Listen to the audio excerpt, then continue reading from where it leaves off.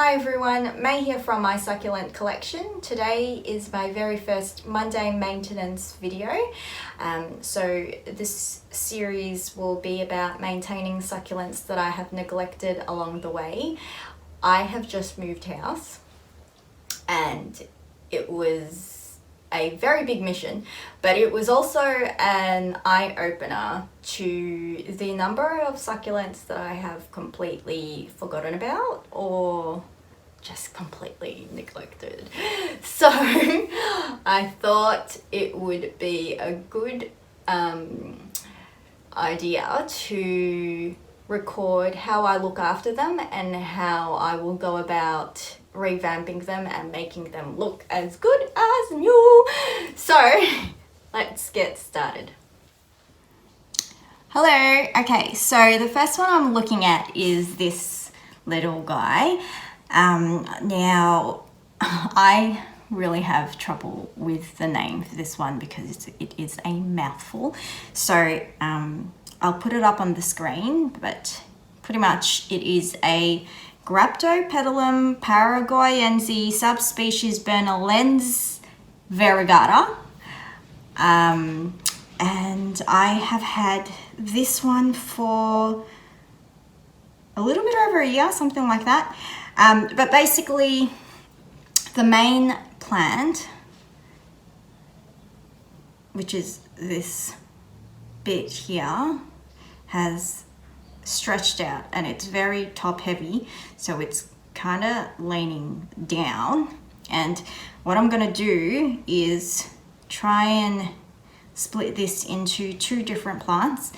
I'm going to chop it off here and then keep this clump here and pot them separately.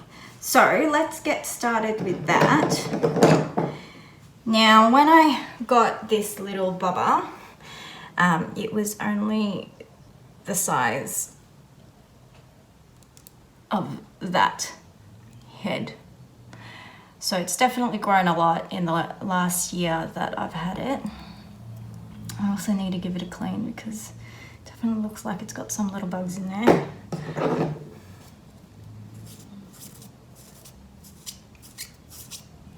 Or dirt. We had a very windy storm the other day, and I think nearly half my succulents got covered in dirt, so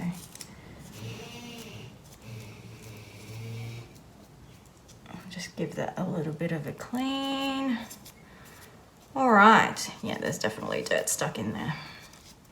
Okay, I did try to propagate a few of its leaves when it was a bit smaller, but they didn't keep the variegation, so I don't know how I'm going to go about this. I definitely know I only want to get the head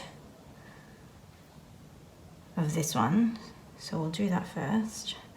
I'm going to take a few of these leaves off so I can get to the stem. Just make sure you guys can still see.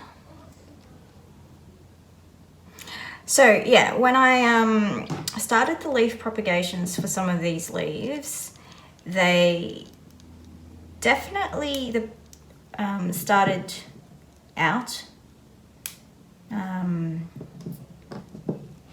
with the variegation coming through, but then it disappeared, and it's way too early for me to just tell if it will stay a variegate or not. Okay, but yeah, I just want a little nub. I'll keep most of those leaves, and now I'm gonna just chop right there. There's enough stem exposed with a few nodes, I don't know if you can see, to promote root development. But yeah, so this was the size of it when I got it a year ago. Let's just refocus that because it's very bright in here. Okay, and So that's one plant. But now, I think I'm actually going to make a few, more than two. So I'm going to snip this here. Just make sure I've got some nodes. I'll bring it in as well. Okay. So that would be plant number 2. And then this little stem out here that's looking pretty not attractive at the moment, I am going to snip it off too. And what will happen is the nodes that are underneath in the soil will grow roots, and with any luck, oh look, there's already some roots stuck in there. And then the nodes on top will grow little tiny babies. And who doesn't love babies? So that will be number 3. Okay, and then we've got this clump, which I will keep as is, but I do want to repot it as well. So we'll put this one aside for now. We'll go back to that. And let's get these cuttings planted. So get all of the yucky dirt stuff. You can see that farina, which is that powdery coating, flying off, which is fine, like as long as you don't remove all of it and it's just a little bit, then that's okay, because removing it will give you that that damage, that leaf burn. Alright, get into the nitty gritty, because that getting dirt stuck in there not only looks unappealing, but it can also attract pests, which we don't want.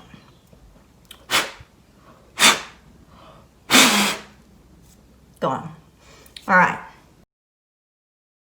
I don't know if you can see, but it's actually got pink, hints of pink in there. Let's refocus that, sorry. Sally.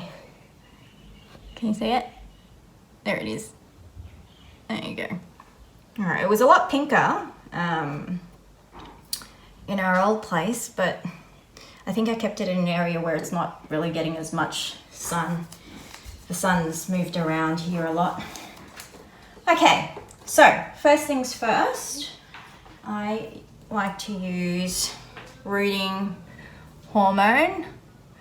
And I place a little bit on my stem cuttings for 2 reasons.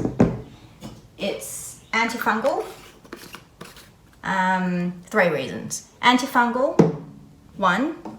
2, if there's any moisture in your soil, this acts as a seal. Because it's winter here in Melbourne at the moment, plants get wet, soil gets wet from morning dew and whatnot. So this hormone will act as a seal and ensure that any unnecessary amount of moisture can't go into the plant via the stem and then cause it to rot. And 3 is it does have hormones in it which promotes root development, which is good, which is what we want, because healthy roots means healthy plant. Okay, so what I do is I just dip a little bit, dip, dip, dip, leave that for a tick, and then get my soil ready. Okay, I'm going to use these cute little pots. I'm going to put some soil in it. Now with my soil, I'll just show you here. It's the mix I'm currently using is just a succulent soil mix. Really sandy, really airy. The bag that I got has a lot more bark, and I'm finding that with the Osmocote that I've been buying. So I've added perlite. 1 part Osmocote, 1 part perlite. I'll get some of that, put it in here. Try not to make too much of a mess. Okay, brush that off. Get that dirt off. Yuck, yuck, yuck. Okay, and then what I do on top, I'm gonna get some propagating sand. Now this sand is not white sand, it's coarse sand. I don't know if you can see it. I buy it from Bunnings again if you're in Australia, Melbourne. Get it from Bunnings, it's like $6. I always layer it on top of the soil that I use for propagating leaves and whatnot. But what I'm going to do is just put a layer of this. Now I'm doing this because I have a snail problem. And I've only just started to put snail pellets down. But this for me is added protection, and I find that when the plant is ready to be watered, it just distributes the water evenly, right? Kind of spreads around and then drops down, which is what I want. Okay, now I'm just gonna poke a little hole through and pop that in. Okay. And pop her in. There you go. And I'm going to give her a bit of a shake. So, shake, shake, shake. Shake, shake, shake. That hole that I made was a little bit deeper than necessary, so that will just shake it closed. Okay, now that's all done. The only trick is don't let it get wet. This little guy has enough leaves on it to provide the plant with nutrients if it needs it, so that the roots can start to develop. I only water once I give this a little nudge and I can see that, you know, it's in there and roots have started to develop and hold onto the soil. But until then, I don't water. It's winter at the moment, so there's enough moisture, slight moisture in the air, and you shouldn't have to water it for a while. Okay, so that's number one.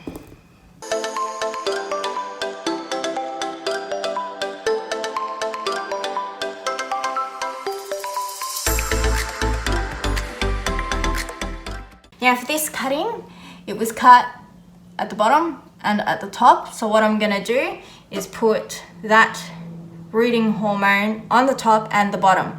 At the top, it will seal it, so no infections. At the bottom, it will seal it in case there's any moisture in the soil. It's not gonna go up and rot it. So, little dab, can you see that? Yeah, little dab, little dab. Now this little guy is going to start shooting babies from either the leaves here, where it touches the nodes. I don't know if nodes is a right terminology, like I'm not an expert, or from the exposed nodes there. Alright, so we're going to put him in. We're not going to take any more leaves out because, again, this is a variegate, so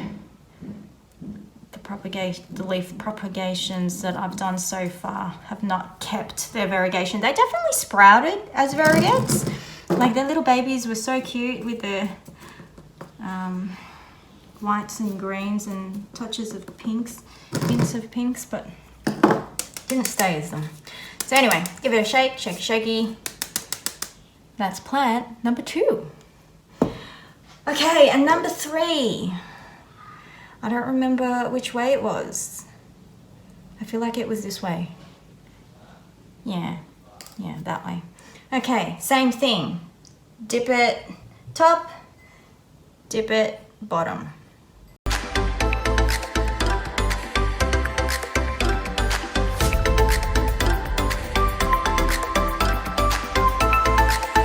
Okay, and then put a hole.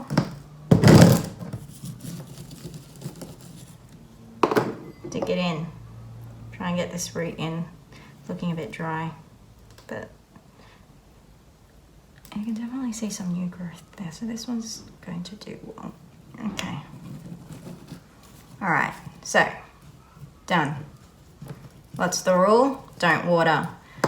Only water when you tug at the plant, and I mean try and rip it out, and you can feel it holding on to the dirt for dear life.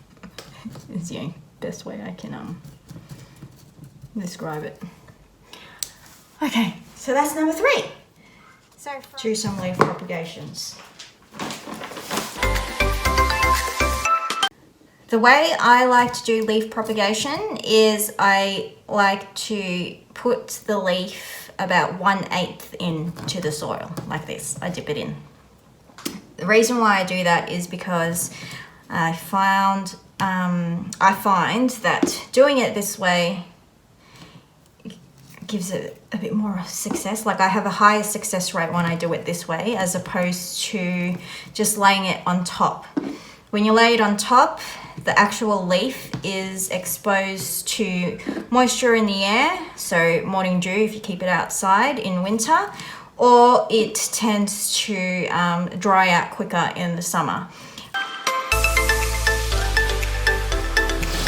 Now usually, I must add, usually I would have just left that long stem there because I do like the look of clumped succulents, but it's too top heavy. This variety is too top heavy and it was just going to droop down and probably break on its own. So that is that.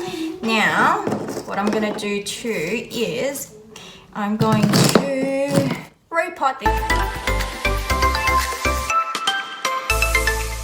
What's that? Sand, rocks, And? loose. Good. Good job.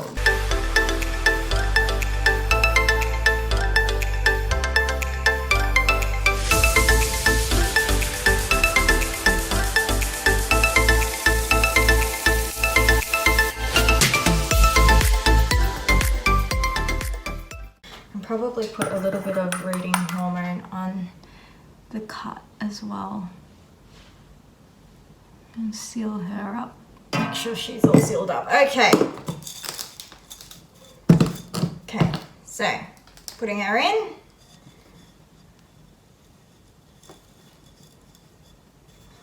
Okay, now just filling her up. And when it comes to repotting, try not to pack the soil in, especially when you can see that this guy's roots are quite healthy, they've developed and they've got enough soil around them. You don't really need to go crazy and dig it down. I only say this because I used to do it.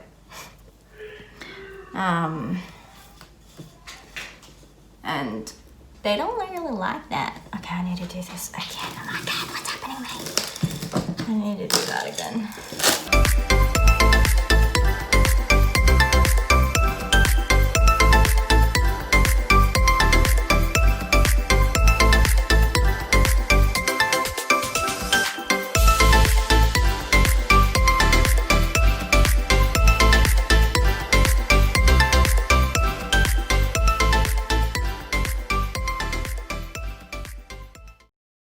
Now, what I'm going to do is water it with sea salt, which I always do when I'm repotting.